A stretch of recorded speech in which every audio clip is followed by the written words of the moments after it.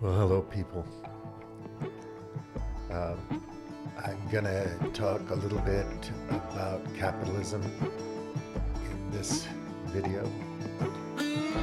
People talk a lot about it. It's a big deal. Some people like it, some people hate it. Some people blame it for things, some people give it credit for everything. I'm not going to go into definitions of it too deeply or any debates really, because it's all out there and you can go find plenty of information on capitalism from various perspectives on the internet and in books and in MOOCs and at schools and so on and so forth. So have at it and enjoy it. My concern is that whatever you call the world system that we have today, whether it's state capitalism in India, China, one could arguably say even Japan with their monetary theory, modern monetary theory, and liberal or neoliberal capitalist policies and politics and laws and so on in the United States and Europe, social democracies and their special kind of capitalism that you might see in places like Denmark or Sweden or Portugal.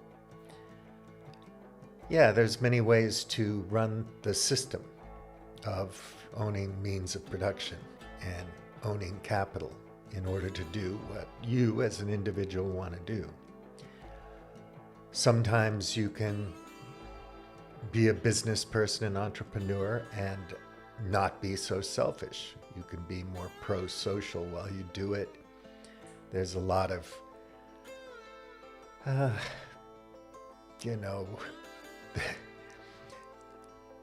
corporations spend parts of their budgets on training people about corporate ethics and business ethics and so on. There's a lot of greenwashing that goes on, ethics washing. One could talk about philanthropy, corporate philanthropy. Yeah, there's all kinds of ways to organize this system we call capitalist. But I think we're more living in a corporatist economy now. And by that I mean very big corporations with a lot of power under the law, and a lot of control over governments and therefore rule of law. A lot of control over workers and workers' rights and other institutions that matter, from the United Nations to NATO to the European Union, whatever. And of course, we don't have to go into banking and central banks and all that. It's all very complicated and it's very interesting.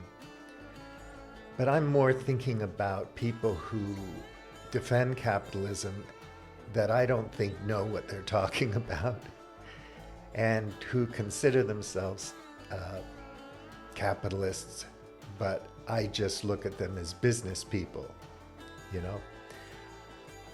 But most people aren't capitalists, even if they have stocks and bonds and rent out an apartment or something and have a little bit of money in the bank and pay some 401ks or contribute to medical insurance and pay salaries and whatnot. But we like to think of ourselves as capitalists, I think, because it's sexy. It means we're cool. It means we're very close to being super rich and powerful. It means we're individuals. It means that we have agency and sovereignty and control over our own lives. And it also means that we're productive, inventive, and so on. So all of those things in that big package make us feel pretty damn good about ourselves. And then we could look at externalities. We could look at impacts on the environment, social impacts that arguably are brought about by this form of neoliberal global corporatist capitalism that's been financialized to a large degree, labor arbitrage, and so on. But anyway, big players killed capitalism. We don't have capitalism anymore. Let's start with a simple definition. Capitalism is a system in which individuals have the right to own capital and control the means of production. Today, most countries are mixed economies because we have the rule of law, regulations, government or public investment schemes, public funded research and development, public goods, healthcare, etc. We also have corporatism, marked by a focus on capital returns and a profits first ethic. As individuals with special status, corporations control the state and its regulatory apparatuses. They complain about regulation, but large corporations use regulations as barriers to entry and a means to destroy competition. The kind of Ayn Randian or radical libertarian individualism is not a social or economic system, it's an ideology or a religion. No one is an absolutely independent individual, just as absolute equality has nothing to do with society, or, if you're Maggie Thatcher, people. And Jordan, absolute equality is math. Under the law, we can have equal rights, equal pay, equal access to healthcare and education if we want them. And if we, the people, have a say in these matters through political rights and activities under the law, well, we're pretty fortunate. And as people acquire wealth, they might spread it around, hire labor, produce and distribute goods and services, and everybody's boat rises. Some societies may be economically more liberal within the restraints of the state. Large-scale economic activity requires oversight and rules. It also requires trust in institutions and individual actors, business people, entrepreneurs, and customers. Integrity and coherence are essential qualities in a free market economy. 6. You can read about Adam Smith, John Locke, Alexis de Tocqueville, John Maynard Keynes, Joseph Schumpeter, Joseph Stiglitz. The list goes on elsewhere. But for now, just indulge my broad strokes. We believe in a particular set of unique characteristics that self-interested, wealth-pursuing individuals possess that constitute an almost miraculously good thing for society. Make a list of character traits you think are essential for a well-meaning, ethical capitalist. Economies are not self-regulated, and the regulations and laws we have benefit big players and large corporations. A player is someone who understands the great game and plays exclusively to win. The great game is the zero-sum game-theoretic pursuit of wealth and power. 0 to 1 by Peter Thiel is an example of this ethic. Regular people compete for salaries and small capital acquisition and control while performing their duties as workers, professionals, consumers, cannon fodder, and taxpayers. From childhood, we are trained to fit into a particular culture and believe in specific values. We don't necessarily understand how the world works or what the great game entails, unless we want to study a lot of stuff across a lot of domains. In our form of global neoliberal market-based economics, the big corporate players get more prominent and more significant. The owner class accumulates more and more wealth. In contrast, the working class has to work more and more and spend more and more to get less. Less also includes respect, freedom, agency, sovereignty, joy, love, community, health, and happiness. I'm sorry, Steven Pinker. Despite all of the tremendous progress over the last 300 years, the current game is self-terminating, and the process of our demise will be excruciating. When I use the word neoliberal, I'm not talking about the dictionary definition, favoring policies that promote free market capitalism, deregulation, and reduction in government spending. I refer to the ideology, the religion characterized by monopolistic competition and mindless, extractive, and destructive consumerism. Much has been written about neoliberalism. If you haven't already explored the subject, have at it. Actual laissez-faire manipulation of capital on capital returns, ROC, is for the 1%. It's not for you, my friend, not for you. Most people's return on investment is minuscule as more capital flows to the top every day. If you're not an expert in economics, I encourage you to read up on it. It's a fascinating subject. Read about planned economics or Marxist economics also. It's essential. Finance capitalism is also a domain I won't touch here, except to say that the financialization of the economy rigs the system in favor of wealthy players connected to large corporations. What forms of productivity exist in various countries is also an interesting question. China makes stuff. The USA has intellectual property and various services. You can explore those differences if you like. You can also think of mercantilism, buy low, sell high, from back in the day, and labor arbitrage throughout the last 60 years from China to Mexico. We could also go on and on about debt, the IMF, central banks, and government policies relating to those institutions if we want. Commodities trading is also highly financialized today. It's a fascinating subject. Industrial capitalism took off in the 19th century, taking the etymology from Roman cows to Karl Marx, and it's been a wild ride ever since. World history is an amazing frolic. Let's also ignore externalities, second-order effects, collateral damage, complexity, systems theory, structuralism, climate change, resource dependency, peak oil, energy, etc. Let's also set aside our reverence for successful and wealthy people, our slavishness to fashion, our gullibility, and our lottery mentality. Let's ask a straightforward question. Is capitalism to blame for anything? Well, I guess it depends on what we mean by capitalism and what specific things we're talking about concerning it. A vast topic, so let's keep our definition of capitalism simple. Are you able to own capital and control the means of production to any significant degree? If not, you can't be a capitalist. Not today.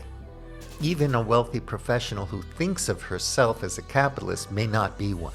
A small stock and bond portfolio hedged with a Bitcoin or two, while you are renting out an apartment and paying staff at your lighting fixture distribution company, may make you, in your eyes, a capitalist.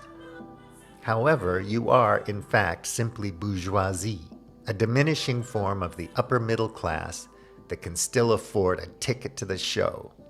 You're a business person. You may be a successful business person, a wealthy business person, but to my mind, you're not a capitalist. These days, if you want to be an actual capitalist, you want to become a big player and control financial capital. You want to be Jamie Dimon, John Paulson, or Mark Zuckerberg. If you don't mind being a bit of a dick and a rogue, you want to be the WeWork guy, Adam Newman. If you're not weird, Western-educated, industrial, rich, and democratic, you want to be a Russian oligarch, Jack Ma, Xi Jinping, or Vladimir Putin. If you can't own capital and control the means of production to any significant degree, you're not a capitalist. I'm sure you've read a lot about wealth inequality over the past 15 years. However, I will refer you to these resources as a refresher. Trends in Income and Wealth Inequality, Pew Research, and inequality.org. Inequality.org, it has pretty much everything you need to know about inequality as we speak of it today. Does capitalism even matter anymore? Are you living in a capitalist system? If not, what killed capitalism? 1. Individuals do not have equal competitive rights to own the means of production. 2. Corporations, which have replaced both the feudal empires of the 1600s and the trusts of the early 1900s, are the contemporary preferred owners of capital goods to be extended privileged rights by central governments. 3. But corporations aren't people, and they certainly don't have wants or needs or morals. 4. Peter Drucker said, "What gets measured gets managed." Unfortunately, corporate profits have evolved to become virtually the sole yardstick of capitalism. 5. Further, corporations have significant advantages that individuals do not have. 6. They have limited liability. 7. Corporations often also have advantaged rights to intellectual property ownership. Individual employees who create that capital do not. Has a corporation ever won a Nobel Prize? 8. Corporations have lower taxes than many individuals, and they are often able to negotiate them down even further under bespoke arrangements with state and local governments. The ordinary person cannot. 9. Corporations have very close relationships with legislators and regulators. They often help craft legislation that defines the rules of engagements in their industries, generally to their non-competitive advantage. 10. If we frame all of this in the context of Porter's 5 forces, we see how an industry can become anti-competitive. 11. The fewer the competitors, the better it is for profit margins. 12. So, to maximize profits, corporate strategy suggests keeping new competitors out, reducing the number of existing competitors, ensuring pricing power over customers, and squeezing suppliers. Corporations will use all the tools at their disposal to implement this strategy. 13. Compliance with regulatory burdens is a core competitive advantage of mega financial providers.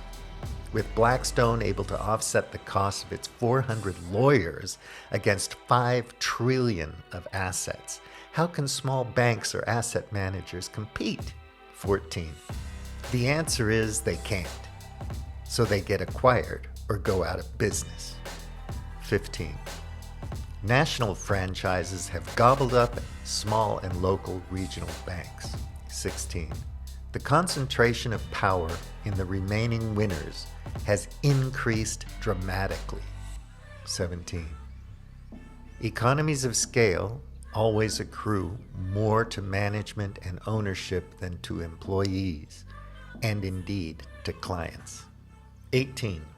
Unchecked consolidation and non-competitive factors have increased market share for the 4 largest firms in each sector across most industries. 19. 95% of credit ratings are performed by just 3 firms, Standard & Poor's, Moody's, and Fitch. 20. Google has approximately a 93% market share in search. 21. Hedge funds, which profit by buying and selling the shares of a target and acquiring companies after a merger, is announced in mega deals preferred by lawmakers. This list could go to 100 quite easily if you wanted to think about it. Is capitalism failing, Or is capitalism being swallowed by big players? Increasing profit margins is fantastic for management and equity holders. However, for most individuals, wealth comes from income, not equity ownership. Unfortunately, given the oligopolistic nature of most industries, customers don't choose where to shop, and workers don't have a choice of where to work. Freedom of choice is an illusion these days. I won't even go into the effects social media has on society or hearken back to the good old days when the medium was the message and ad men ruled the roost. We can even forget about public relations firms, influence peddling by lobbyists, misinformation campaigns, and propaganda. Today, mega institutions employ most people. The gig economy? Don't get me started. Capitalism is a system in which individuals have the right to own capital and control the means of production. People, 3 firms controlling 80% of an industry is not capitalism. If we want to live in a capitalist society, we might want to do the following things. Break up businesses and groups of companies that have turned industries into oligopolies. Better craft legislation to include scientific metrics. Remove some subjectivity. Account for the actual cost of things in the broader context of rational resource management. Account for public health and the health of ecosystems upon which we all depend. Normalize the legal rights of individuals to, at the very least, give them equal status with the current preferred neo-feudal empire, the corporation. Rescind the tax breaks that provide corporations with a cost advantage relative to ordinary taxable income for the average person. Restore corporate accountability that has disappeared through severely limited liability. Extend some intellectual property protection to allow people to own the intellectual capital they create. Again, we could go on and on with bullet points.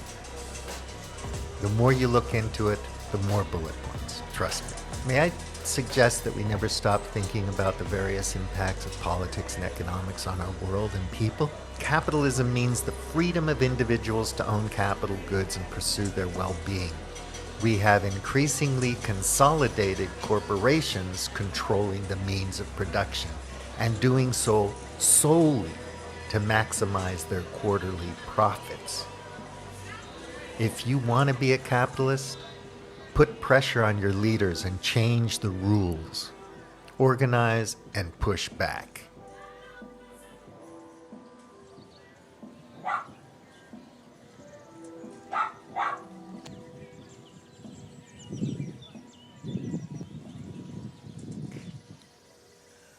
Well, just in case you were thinking that, basically, I'm thinking a more kinder, gentler, accessible capitalism is the answer to all of our problems, you misunderstood. Because I don't think so. I think we have to restructure capitalism, and we have to do it through our culture and through our laws, and governments have to do it. People talk about a well-regulated capitalism. Yeah, of course, but who's implementing the regulations? Who pays for it? We all know that corporations buy the press and buy politicians and buy influence in a myriad of ways that I don't have to list to you. And that basically the whole institution, if you can call it that, of capitalism has been captured by very large players. So if you haven't read 0 to 1 by Peter Thiel, you should, because you'll understand a little bit more about monopoly strategies. And monopolies are good for no one, really, only shareholders. So, okay, they're good for somebody. This whole thing in Ukraine was preventable if we had decided to do a certain kind of diplomacy a long time ago and had been thinking in 50-year increments instead of quarterly. Basically, election cycles are short in the West, so politicians are thinking about getting reelected. They need money to do that. They spend more time trying to get elected than they do implementing any policies that matter to you and me, to the plebs and the proles. That's a fact. It's indisputable. It's just the way things are, but it needs to be changed. So there are structural and systemic things that have to be changed before we can talk about some kind of a capitalism that's accessible to all of us. Of course, property rights. Of course, civil rights, human rights. Of course, the rule of law.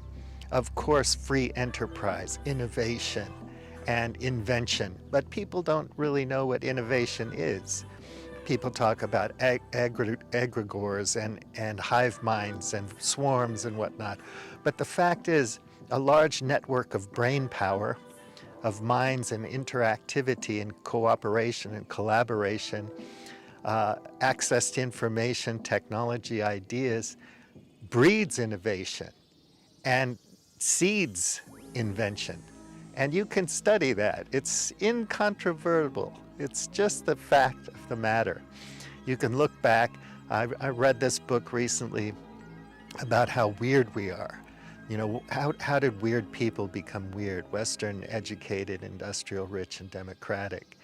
It's a really good book, and I think everybody should read it. That's an anthropological lens. We can frame our perspectives of capitalism in many different ways, and we can have very fine-grained views of it or very broad, general views of it. But it needs to be reformed and more or less kind of reinvented for a world where we must find new forms of energy to run our global community. We have to take into account more carefully our resources and resource availability and use, whether it's oil or nickel or cadmium or copper or water or fresh air, you know? These things are important, and if we don't think about them carefully, we're screwed. More trade with Russia, more integration with blocks of people, and more cross-cultural intercourse and so on. These are all good things. But pushing people into a corner because you need to create a super villain so that you can make more money selling weapons, or so that you can corner a market in gas or oil or whatever, even if that's too simplistic to state it that way, is not a way to go about things. When you push people away, you push them towards other alliances like India, China, Iran, a new bloc coming along. You force their hand and make them more belligerent, more violent. Just think about it for a minute, right? If you're really mean to your neighbor for a long time, your neighbor might get pissed off and do something horrific.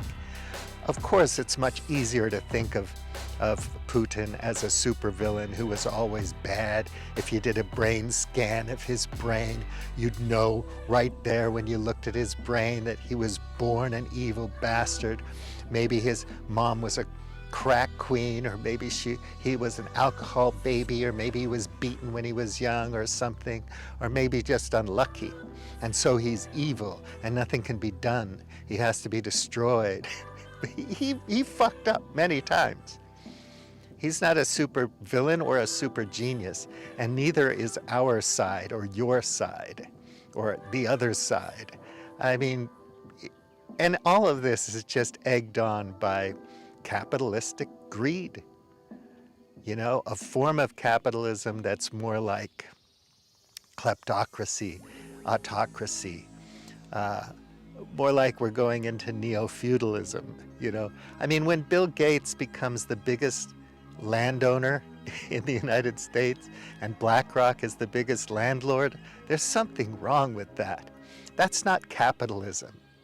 So if you think you're a capitalist because you own a stock or two and a couple Bitcoin, and you rent an apartment down the street to somebody, and you have a successful small business, you're not. You're just a successful business person who's diversified his holdings a bit.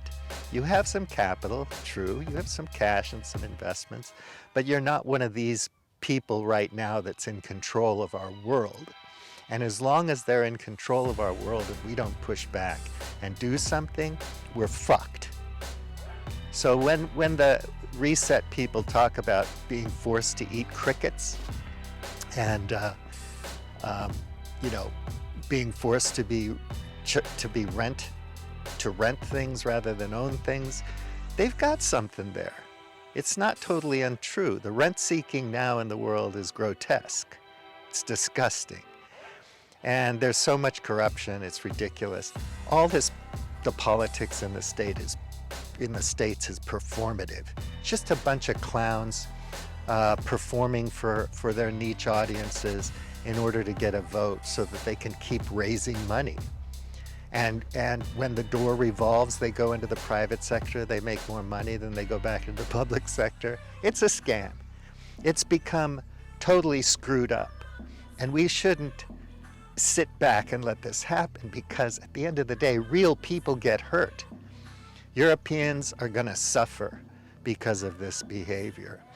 And Ukrainians, obviously, and Russians, obviously. And there's no easy solution. But one thing, we should work towards a world that cooperates, collaborates, and does business. Okay? If we had that kind of capitalism where people really did have an opportunity to grow and create and change and learn, I think we would have an open society and we wouldn't have to call it a conspiracy. To go back to a traditionalist universe of tribal states is untenable. But we probably will have to do that because circumstances will dictate it once we have a nuclear war, once we totally wreck our ecosystem, once we're 4 degrees above the 1750 baseline. Then we're done. Then we can go back to tribalism. Then we can go back to fighting with knives. And that's not what we want. Okay? So Amazon's too big. Google's too big. We got to do something. We do need competition. And we do need collaboration. And nobody creates a steam engine or a cotton gin by themselves. It's, the universities of Europe had a purpose. And maybe it's because we learned how to read because of the Protestant Reformation. And maybe we do have to give some credit to believing in a higher power. Because maybe we're just not good enough to give a shit if we don't. I don't know. But the way things are now has to change. So stop your simplistic thinking. Don't get a hard-on because the weapons are cool and new and AI and robotic. War is dehumanizing, and what we're doing is we're dehumanizing it even more by waging war with robots. How can that be a good thing? And if you think you're fighting for right, you don't know shit because you have no control. You're just some guy sitting on your couch somewhere who thinks that Western values a la Steven Pinker are better than something else. Fine, that's fine. I happen to think that Indonesians would probably want a more open society, but they probably want to keep their own traditional world together too, and Russians have an identity, and Alabamans have an identity. And don't get me started with all the other identities in the world that I won't mention because it'll cause death threats. But we got to shift it, my friends. Don't be shallow. Don't be stupid. Look at the big picture and then narrow in on the details. Get as many perspectives on capitalism as you can, and then think things through, because we're really on the cusp now. You can call it a transition, a paradigm shift, the liminal web, whatever you want to talk about, but we're in between, right? And we have things that we need to do, and one of those things isn't spending more money on military hardware and creating more enmity and creating more war. That's not what we need to invest in. We need to invest in human capital, social capital, intellectual capital. We need to invest in in natural, what's it called? What nature does for us. We have to invest in that. Natural capital, but I was thinking something else. Anyway, we have to take care and collaborate and cooperate. Then people will want to be like, Baja California will want to be like Miami. Maybe, maybe not. Okay, so the kind of capitalism we have now, fuck that. And you are not a capitalist. Boolean T, out.